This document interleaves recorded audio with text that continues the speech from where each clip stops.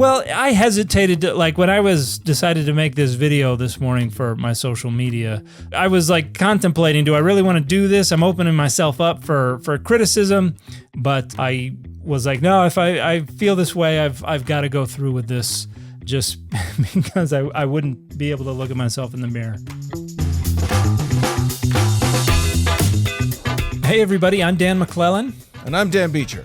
And you're listening to the Data Over Dogma podcast, where we increase public access to the academic study of the Bible and religion and combat the spread of misinformation about the same. How goes the storm, Dan? Well, it seems to have left you and come to me. Yes. We live on opposite sides of the Salt Lake City Valley, and I'm hearing thunder in the background. I hope our listeners can't hear it, but if you can, we'll just call this a moody episode. Little ambiance, that's all. Yeah, exactly. Cuddle up. Love it. And speaking of moody, we're gonna have some fun with a conspiracy. We're doing Conspiracy Watch to start off with, and then we're gonna have opportunities for growth. I think that should be a self-help thing. We're gonna do Dan's self-help. And it's going to be me looking into a mirror, right? Yeah, exactly. You're good enough. You're smart enough. And God doggone it, or God dong it. I'm not sure what I'm trying to say here. Or you could just go all the way back to Shania Twain. Gone and done it. Gone and done it. There you go. I like it.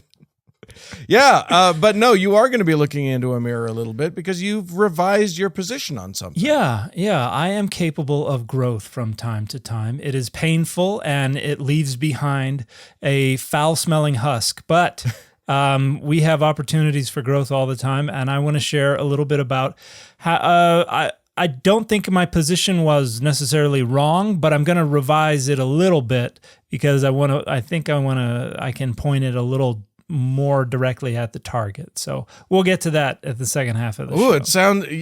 I made it sound all sexy and crazy and wild, and then you narrowed it down to the point where it almost doesn't sound like anything happened at all. But that's okay. We're going to have a good time. Everyone stay tuned to hear how Dan was almost, but not quite, a little bit maybe wrong-ish. Yeah. Not the first time, and won't be the last time. But before that, Conspiracy Watch. Dun, dun, dun. So for today's conspiracy, Dan, you suggested this idea, and I tried to Google it. And here's the problem with Googling certain big conspiracies that have been widely and well refuted by respected sources. Is it all the porn that comes up? It's all the porn. It's a problem. No, the problem is that what you get is those respected sources and their refutations, and their refutations very, very rarely include like the real off-the-wall dingbat stuff that you're looking for. There's not a lot of steel manning going on when it comes time to refute some of these asinine conspiracy theories. So when you want the juicy stuff, I want to know exactly what their argument is from their mouths. From their mouths, yeah. You got to go into the trenches. And so here's the thing: what we're talking about today is flat Earth, and what I found, and I think this is why we're talking about it. I don't know. I haven't heard your argument yet, but I believe that this is why we're talking about it. If I type flat Earth, I get like page after page after page of refutations of the flat Earth conspiracy. And probably something at the top saying, if you think the Earth is flat, here's a number for you to call. Right. Yeah. Something like that. The flat Earth crisis line or whatever. What I found helped was if I typed in the word firmament. Yes. Because that changes things a lot and gets us to the heart of one of the main reasons why people are eager to believe that the Earth is flat as opposed to a globe spinning in space. Okay. So let's talk a bit about why the flat Earth conspiracy loops back to our subject matter, which is the Bible. Mm-hmm. Do you want to start on that, or do you want me to start? Okay, I thought you were still leading into. No, I was leading into you going. Okay, now you say words. Just to pull the curtain back a little bit, I imagine that sometimes people are like, they must have like a script. They've talked about this stuff beforehand. No, what usually happens is we'll text each other and be like, what do you want to talk about? Oh, I thought of this, I thought of that. And then the other will go and poke around and do some research. And then we get together and we're like, okay, hit record. So anyway, and yeah. And it's a miracle this makes sense at all. It's ever. Radio gold, in my opinion. So the Bible and the flat earth, we've got a lot of different ways that the ancient conceptualization of the earth and the universe is represented. But what we don't have is somebody saying, this is what our earth looks like. What we have are just kind of scattered references to different features of the earth and the heavens, and we have to kind of piece it all together.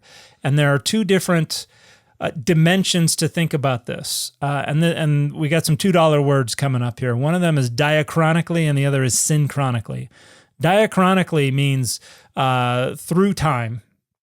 And so there are differences as you go from the earlier layers of the Bible to the later layers of the Bible. And then synchronically means at the same time. There can be differences from person to person, place to place at the same time. And so it's not because the Bible's not univocal. I don't know if you've heard about this yet, but What? When did this happen? It happened on February 3rd. The Bible is no longer univocal. It's multivocal. You have different people saying different things. And so there's a lot of kind of assuming and guesswork and filling in the gaps and trying to construct a cosmology from the Bible. But there are a handful of things that are pretty consistent that we see repeated reference to throughout the Bible. And those things include things like the pillars of the earth. You get these pillars are referenced all over the place. You get this idea that the earth has been fixed and is immovable. This is something that you find in a number of different places as well. When you say pillars, are they pillars that are like holding up the sky? Are they pillars that the earth is sitting upon? What pillars are we talking about? So that it's not entirely clear. We just have a bunch of different references to pillars of the earth, but this is very clearly like foundations, architectural foundations / pillars. So they are things that are supporting, in some sense, the earth. Okay. And this is pretty consistent. And it's not just kind of, flowery, poetic stuff. There seems to be this idea that there are foundations and or pillars to the earth. And then you mentioned the firmament. And the firmament comes from the King James translation of a Hebrew word, rakia, which occurs in Genesis 1, where it talks about the heavens, the skies. And the idea in the priestly creation account from Genesis 1, and you can go all the way back to the very first episode of this dumb podcast to hear about the creation in the early chapters of Genesis. Yeah. But the idea is that the earth is underwater, right? And these kind of chaotic waters of creation, and God affects creation by creating this rakia, which literally it comes from a word that means to hammer out. And so you got to think of the steel drums playing while God kind of inserts this solid dome that separates the waters above from the waters beneath. So it is firm. It is a solid dome. And when you talk to conspiracy theorists today, they're like, yeah, there's no space travel. You just bounce off. So, let me tell you something. I had the delightful misfortune of I stopped on Google and went over to TikTok for some content about this. And man, the number of videos that I saw where it's like, look, we can't penetrate the firmament. If you look at all of the NASA, first of all, NASA is apparently a whole thing for these. Oh yeah. Yeah. It's they're talking about NASA means deception right. in Hebrew, which does it? No. Okay. No, it doesn't. Are they referring to anything similar? There's a verbal root nasha, and because this is usually written with diacritics, and they don't know how to read diacritics, they think N-A-S with a chevron on top of it, A, is pronounced NASA, but it's nasha. And then also, that's just a reconstructed verbal root. The word never actually appears as nasha. To mean deceive, it has to be used in the causative hifil stem. And so we get some morphological changes to it. You have to add a performative hey, you get an I quality vowel, you get a consonant cluster with the noon and the shin, which means the noon gets assimilated to the shin, and then you get an I quality vowel between the second and the third radical. And so basically wherever this word means deceive, it's being pronounced like in Genesis 3, where Eve says, "The serpent beguiled me." And people are like, that means NASA. That word appears as Hishiani in that verse. So no relation whatsoever to NASA. Cool. Sorry to interrupt. Not at all sorry I asked.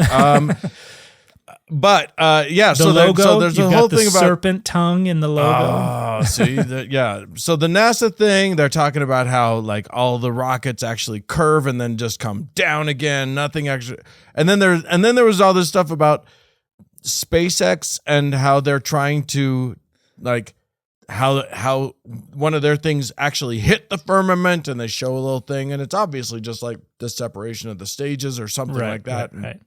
But man, a lot of talk about firmament. There was even one, I saw one where it was like just an image of an observatory that happened to have like, I don't know, like looked like lasers shooting straight up. And it was like, are they trying to destroy the firmament? It kind of gives you Mr. Burns vibes. For centuries, man has tried to blot out the sun. And I'm going to do it. Yeah. But the firmament, in the biblical conceptualization, there is a solid dome up there, and it's crystalline in nature and looks like sapphire, and that's why it's blue. And the windows of heaven are actual like holes that open up to let the rain fall. And then the heavens of the what's that? I was going to say the stars are like contained in the firmament. Yes. And they are, they're moving around. In fact, I think if you look in, so this cosmology is kind of consistent in a bunch of different parts of ancient Southwest Asia, going back to the Bronze Age. The Hebrew Bible's representation is generally coming from the, let's say, the middle 2 quarters of the first millennium BCE. That's where we get most of the discussion. Okay. And then we get, but it's just these scattered references. We don't actually get an attempt to describe things until the Book of Enoch, which is, as you can imagine, exciting. So the Book of Enoch is Hellenistic period. The majority of it's probably written between the 3rd and the 1st century BCE. But you actually get here's what the earth looks like kind of pseudoscientific discussion. And I saw one part of it that was just so great. So the luminaries, the sun and the moon. And so this is 1 Enoch chapter 72. This is the first commandment of the luminaries. The sun is a luminary whose egress is an opening of heaven, which is located in the direction of the east, and whose ingress is another opening of heaven located in the west. I saw 6 openings through which the sun rises, and 6 openings through which it sets. The moon also rises and sets through the same openings, and they are guided by the stars, together with whom they lead. They are 6 in the east and 6 in the west heaven. All of them are arranged one after another in a constant order. So now we've got this idea of the stars and the luminaries kind of following specific tracks. Yeah. And through openings. Through openings, right. So it's like open the window, the sun comes in, hey, everybody. And here I'm thinking of the alternate universe from Rick and Morty where the sun is just constantly screaming. I don't know if you've seen that episode, but it's great. I don't think I've ever seen this Rich and Marty thing, but you've never seen Rick and Morty? No, I saw like an episode or two. I didn't. It didn't suck me in the way I was promised it would. I think if you got into it, you would just love it. But yeah, I can see how just one episode might you might not get hooked. I like this Enoch description just because it reminds me of like one of those big clocks in a German square that has all these things ticking around and like they're coming out of openings and going. Some lady chasing a guy with a rolling pin around the outside. It's kind of like a Disneyland situation when Pirates of the Caribbean. It is a small world after all. Yeah, or a planetarium or something like that. But the idea is basically that this dry land exists within within a ring of the sea. Mm-hmm. So basically, you're surrounded by seas, and you have references to the disk or the circle of the earth, and then the firmament comes up from the outside of the waters, and then encloses this area, and all the the birds of the skies and everything are in there, and then the luminaries and the planets and all of that. But Enoch actually talks about a little bit what's going on beyond the firmament when you go beyond the edges of the earth, getting a little Jules Verne on the Hellenistic Jewish world. And so I think there are a number of different drawings of the ancient Israelite concept of the cosmos, and who knows if any of them would actually match up with what an ancient Israelite or Judahite or early Jewish person might have drawn if you sat them down and were like, draw the cosmos. But generally, the idea is that you've got dry land surrounded by water. There's a firmament that comes up out of there that encloses that whole land. You've got an underworld, which is where the deceased are. And beneath that, you've got the pillars of the earth. And then this is all resting on the broader kind of primordial waters of creation / chaos / whatever. And there's also a concept that the gods inhabit the heavens above the heavens of the earth. And so from the way the Bible represents things, it's a flat earth. Yeah. It's obviously not what the earth is actually like. Well, why wouldn't they have that representation? When no one could go more than, literally, if no one has ever traveled more than a couple 100 miles in their whole life, you're not going to be able to come up with a spherical idea. Like, the earth is huge and looks flat from where you are, other than like bumps and mountains and things. And most people, you can see that far away, you can't really see things anymore, but they probably would have thought, oh, you just get smaller and smaller and smaller the further away you go, and you're just too small to see. Yeah. And you have references to, there are a bunch of passages in the scriptures that make statements that suggest they imagine that they're on a pretty limited plot of land that is fairly flat. So, the idea that every eye will see when Jesus comes in the clouds only makes sense if it's possible for every eye to see. Because, everybody can see the sun. Right. At least as far as we know, everybody can see the sun up in the sky. And it probably is at the same time. There's no way to, as you travel, there's no way to see that, you're seeing the sun at a slightly different time than the place you came from or whatever. Yeah. And you have in the Greek world, you have I think around the 5th century BCE, you start to have these ideas that the earth is round. Now, this is not based on scientific study. Initially, it's because Plato, I don't know if he got dumped or something, but he just got really into spheres and was just like, man, I love spheres. And so just hypothesized that all the perfect things, all the main characters in the universe are spherical. And the idea is that every point is the exact same distance from the center. And ooh, doesn't that just make the tuning fork in your loins ring? Plato was a weird dude. But this information doesn't spread out to the Jewish world. But you have kind of the convergence of this aesthetic notion that the earth is round with developing notions based on like people who are taking measurements about shadows that are being cast in Egypt and stuff like that from one part to, a bunch of miles down the other direction. And as our ability to measure time and distances and things like that gets refined, it becomes more and more clear that we live on a spherical earth. And some of the earliest Christians insisted that we live on a spherical earth. Like there's an early Christian and philosopher named Athenagoras toward the end of the 2nd century CE who is like, yep, the earth is straight up a sphere.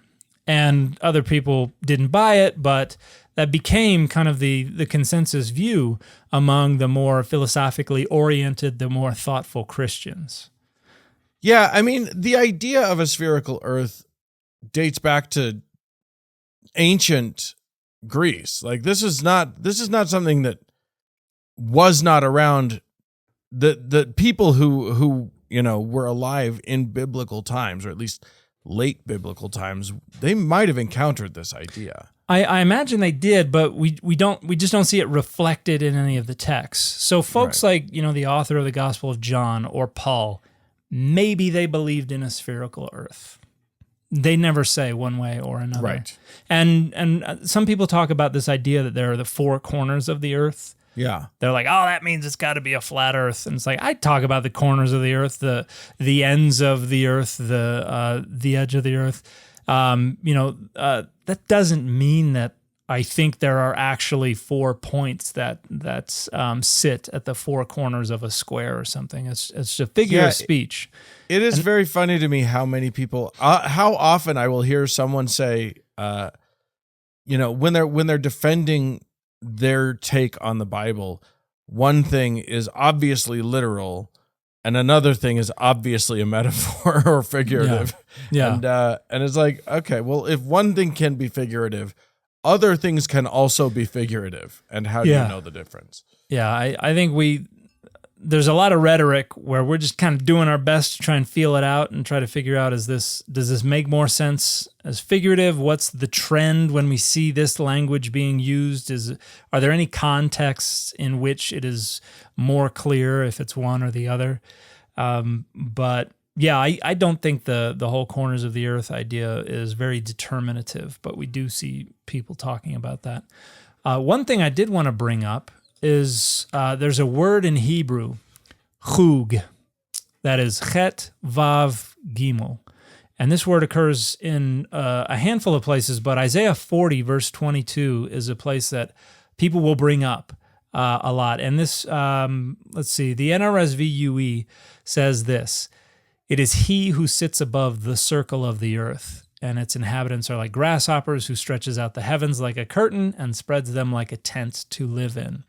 And this, and people will appeal to this as evidence that the Bible is already aware that the earth is a sphere, because they hear circle. And then Job, I think there's some stuff in Job 22:14. The KJV says he walketh in the circuit of heaven. And NET says vault of heaven. NRSV says dome of heaven. So I guess they're trying to link this word chug with the firmament, the dome. But chug is like you draw a chug with a compass. So circle, disc. It's not necessarily a sphere. It's just a circle. And so Isaiah 40 verse 22 is talking about this idea of the disc of the earth that's surrounded by water. And it is not talking about the globe of the earth. Proverbs 8:27, the famous creation of wisdom, has a part where it says, "When he established the heavens, I was there when he drew a circle on the face of the deep." And this idea being, we're inscribing the boundaries of the deep, and the dry land is going to be within those boundaries. So it's a circle. It's not a sphere. So folks who appeal to that as evidence that that Isaiah already knows about a spherical Earth doesn't work all that well. Yeah, I mean, and I think, when I look at biblical references and I see references like ends of the earth or corners of the earth, I don't see anyone. Yeah, it doesn't seem to me like anyone's trying to make a solid representation of what the earth is. Yeah, they're just it mostly seems to me to be either figurative language or just sort of a big like yeah. just. Another one that comes up quite a bit is Job 26:7. And let me pull this up and see what the NRSV has to say about this. So he stretches out the north over the void and hangs the earth upon nothing. And so people will say, that indicates God knows that the earth is floating in space and that it is not on foundations, that it is not resting in a sea of primordial goo. And this But what about the pillars then? And what's it hanging on? You always bring it back to the pillars. No, and this is where Job is getting particularly poetic. He binds up the waters in his thick clouds, and the cloud is not torn open by them. He covers the face of the full moon and spreads over it his cloud. He has described a circle in the face of the waters. That's probably inscribed. Yeah. He at the boundary between light and darkness, the pillars of heaven tremble and are astounded at his rebuke. So now heaven has pillars, and they get scared when God gives them a talking to. So this is very, very figurative language, but for some people it's a proof text. If they want to try to suggest that as a scientific document, the Bible is accurate in all that it claims about the natural world, then they need something in there, even if it means you got to reject the other 999 things that are pretty clearly a flat Earth perspective, and say, well, we got this one. Yeah. I guess I just, it's so funny when the flat Earth theory started to regain prominence sort of 10 or 15 years ago, or it started to come back into sort of the parlance of our time. It took me by surprise. I was shocked. Yeah. When it started to happen, and I could not for the life of me figure out why it was happening. Like, we had literally thousands of years of knowledge all pointing to a spherical Earth. It was set. It was done. It was easy. And then I was like, why is this happening? And I think that Genesis is a problem. I think that a lot of it started from people not wanting that firmament model of an earth with a dome over it to be refuted in their Bible. I think I don't think that's the whole of the thing. I don't think that's all of why people. I think there's a lot of people that just really want to reject sort of understood knowledge. Yeah. Because that's part of their personality. They skepticism is good, but badly applied skepticism is bad. And I think, I think there are a lot of people who there's an awful lot of pushback. And so you can revise your position, or you can dig in your heels. And we've got an awful lot of that going on, where people are just digging in their heels and saying, no, I'm drawing a line here, and I don't care if it's just bafflingly dumb. I'm going to dig in my heels because this is an identity marker now. Yeah. And so to show everybody I'm a real one, that I'm one of the good ones, I'm going to dig in my heels and make ridiculous claims in public, just to put on display just how mindless I'm willing to be. I don't know. I'm going to push back on you because I've seen a lot of actually smart people making really interesting and scientifically literate arguments about why this could be true. And in the end, it doesn't hold up. But they're using real math. They're using real ideas and concepts that dumb people wouldn't come up with. Well, they're performing that, because when you try to take real math and real science and take all of it, then it obviously doesn't make any sense. I think those arguments are always isolating a tiny little sliver of real math and real science to say, if we look at this little part right here, then that can be made to fit if you squint hard enough at it. Yeah. And therefore, the whole rest of the scientific community can just be summarily dismissed. Yeah, and it always seems to come down to that, whether it's climate change or whether it's the global flood or whether it's around Earth. I love the last couple of times we've had these eclipses, or there's been a lunar eclipse. I love the folks who show the image of the moon, and then there's like a little tiny disc-shaped shadow passing over the moon. It's like, shouldn't we be seeing this? Yeah.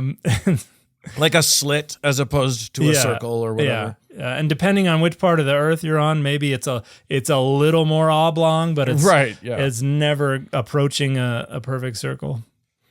Yeah, it is funny. And I will say that the people who are genuinely smart and they focus in on some of these scientific questions and mathematical questions in terms of the shape of the Earth, you can generally find them like going all the way with their experimentation or with their math, and then eventually going, oh wait, that didn't work out the way it should have. Yeah. Hang on and stuff. So anyway, there've been some people who have like converted to reality, and like have been high profile about it. Have gone out and say, I no longer believe this, and they've had big time followings on YouTube and elsewhere in social media, and have seen the light, and then have come back to try to evangelize their compatriots, and it doesn't go well for them. At least with their old community. Once you've converted people to something like that, it's hard to get them to let go of it.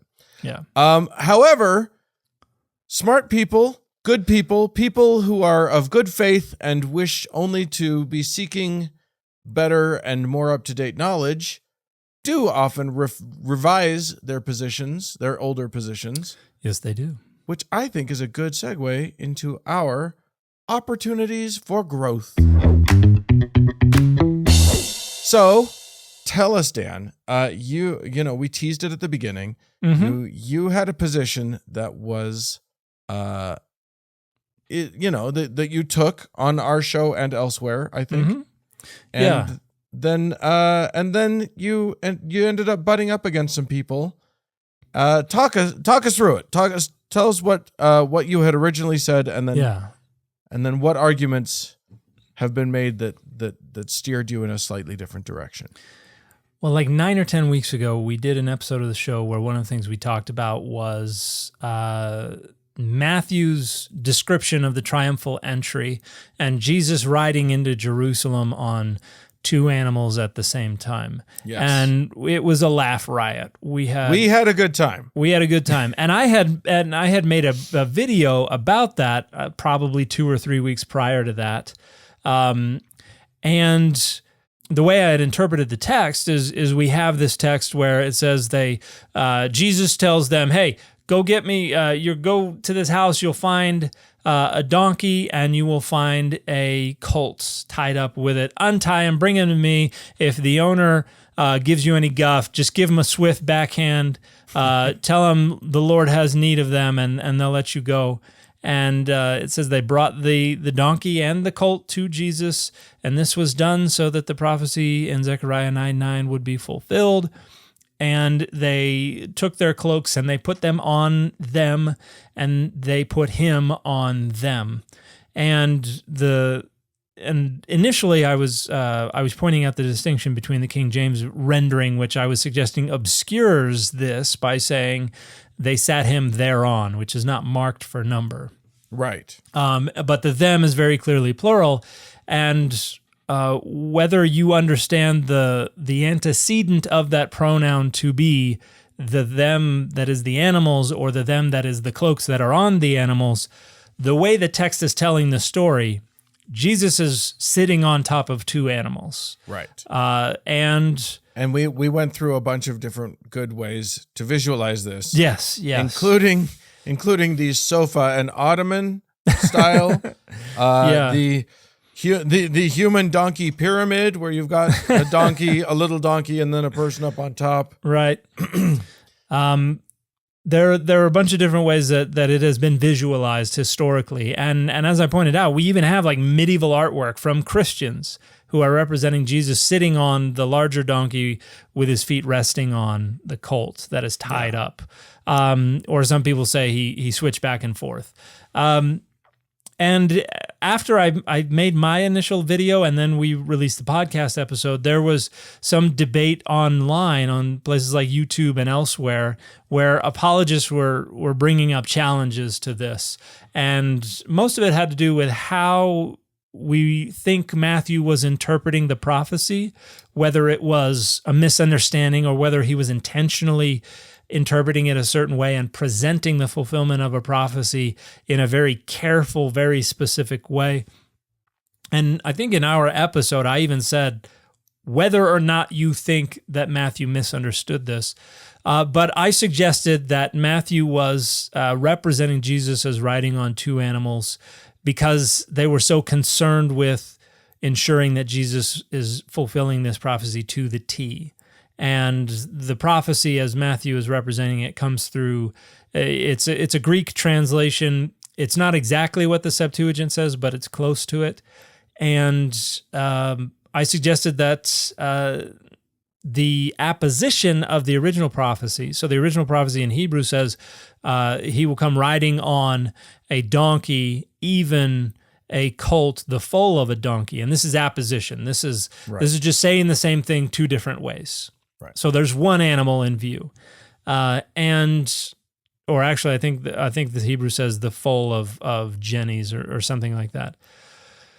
And in the Greek translation, however, it just seems to be two animals. He will come riding on a donkey and a colt, the foal of a donkey or jennies or something like that. And I suggested that Matthew is just trying to fulfill the prophecy exactly as they found in the Greek translation. Right.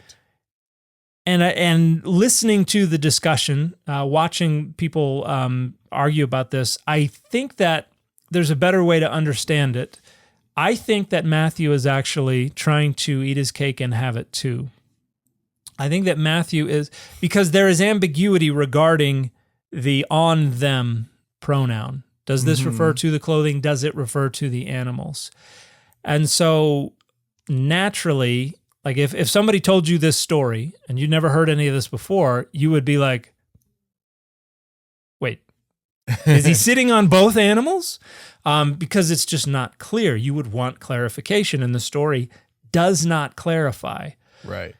So if Matthew sees the prophecy as saying two animals, it seems to me he's telling the story in a way that plausibly could be said to fulfill this prophecy with two animals, and yet also plausibly could be interpreted as him having only one mount, him riding on only one animal. So the idea is, hey, Matthew, are there two animals or one?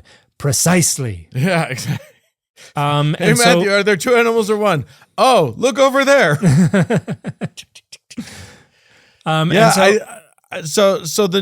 If I understand the new take is that it's not Matthew specifically saying Jesus is riding on these two animals. It is Matthew being purposefully obtuse so that you could take either position and it would be justifiable with his language. I think that makes more sense to me now.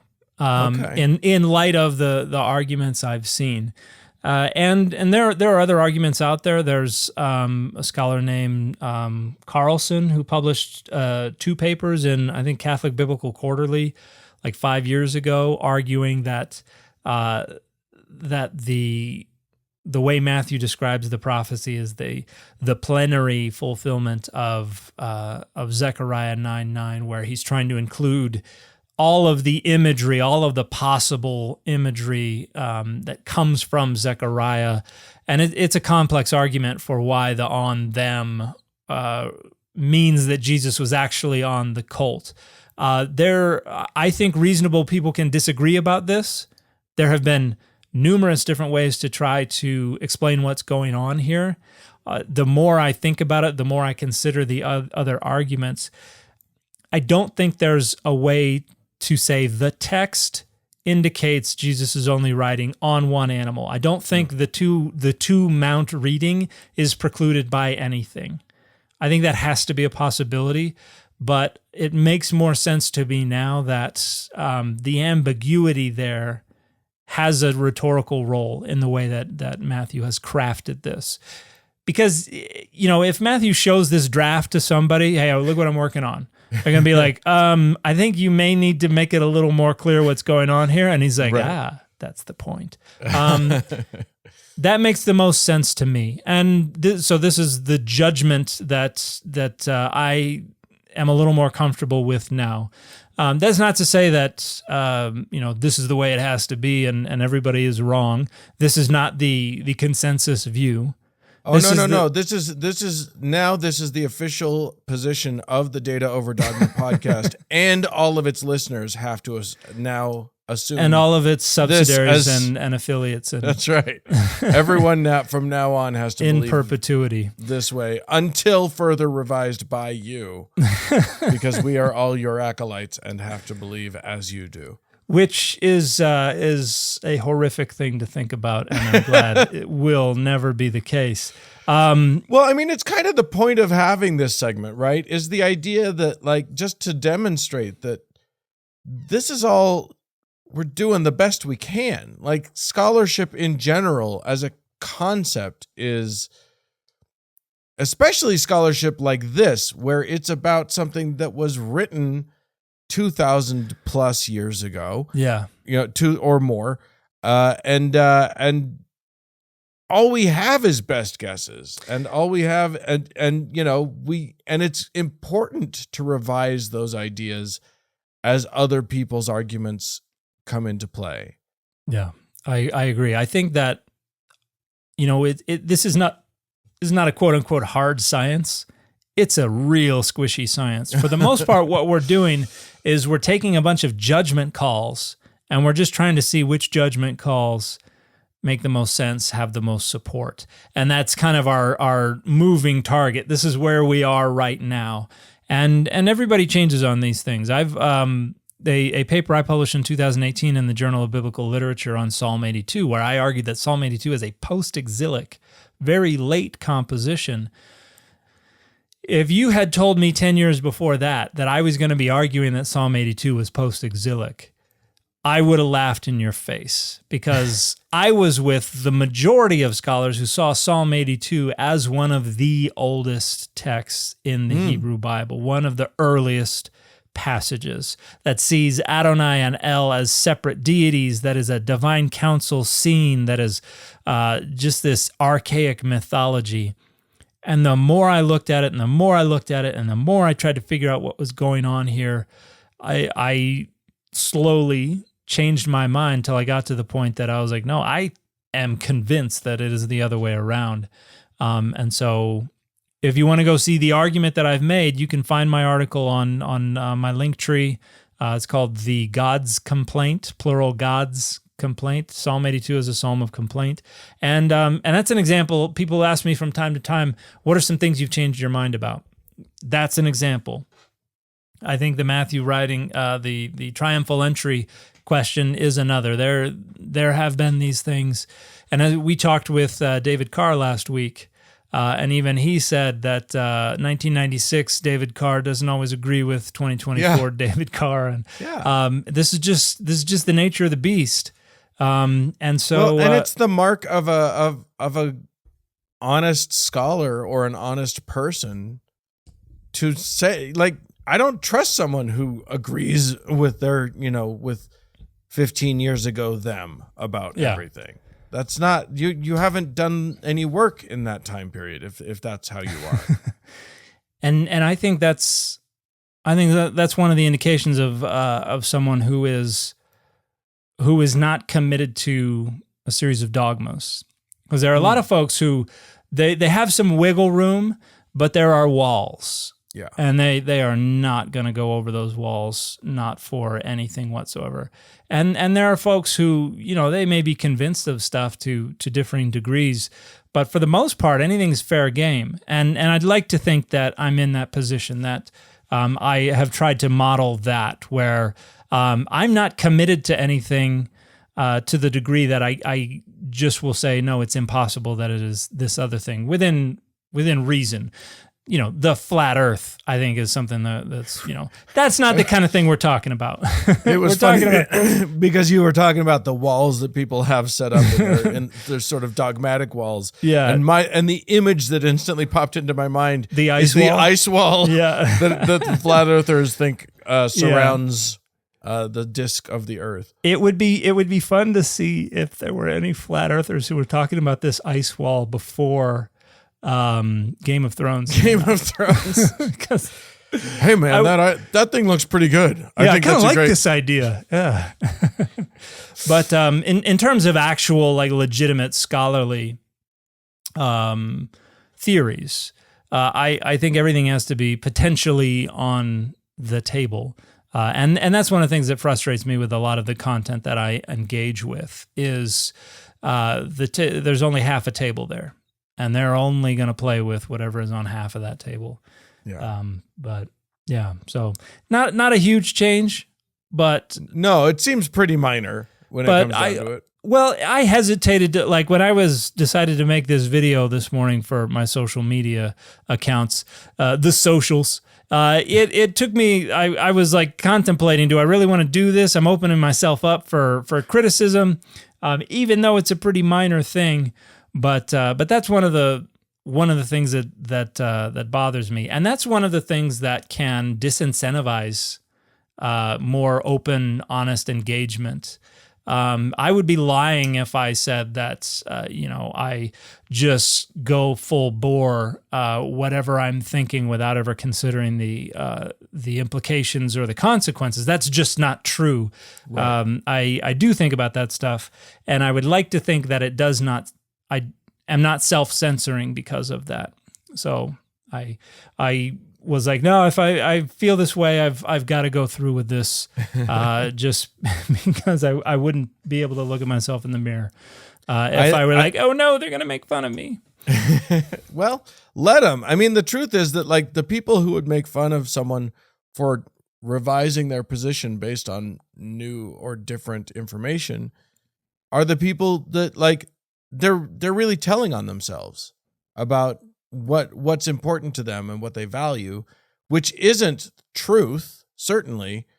It may be something like, people value their dogmatic beliefs and whatever, but it would be pretty hypocritical of you to have a dogmatic view that is impermeable to data, considering the title of our show. Yeah, I'm trying to live up. A lot of people are like, you can't be data over dogma. And I'm like, look, from day one, I have said this is aspirational. Yeah. Nobody can do this perfectly. It is aspirational. And so I'm trying to live up to the standards to which we aspire on the Data Over Dogma podcast. And that's why I thought, hey, maybe this would be a good segment to talk about. It's a little shift, but it's an example of me owning up to having changed my perspective. Yeah, and And it's funny, I made fun of it for being little, but as you point out, like entire careers are made on tiny little, like this is a field of study that concerns itself with minutia. So yeah. I think you know, I should be more open to little things. It's the little things. It's the little things. Or like the great poet once said, it's the little people like you, Clark, and your family. That's Christmas Vacation. Yes, just indeed. in case. One of the greatest films ever made. In my humble opinion. Well, it's that Griswold family is a real hoot. Beverly D'Angelo, you know, lots of young crushes, I'll just say. Okay. We didn't need to go there, but but all right, that's fair. She came up. All right. Well, listen, you and I are going to continue our conversation in a much less formal way over on the Patreon. So if any of you friends out there would like to help be a part of making this show go and get extra added bonus content and an early ad-free version of every episode of the show, you can become a patron too. Just head over to patreon.com/Data Over Dogma if you'd like to do that. You can reach us by writing into contact@dataoverdogmapod.com. Other than that, we'll just see y'all again next week. Bye, everybody.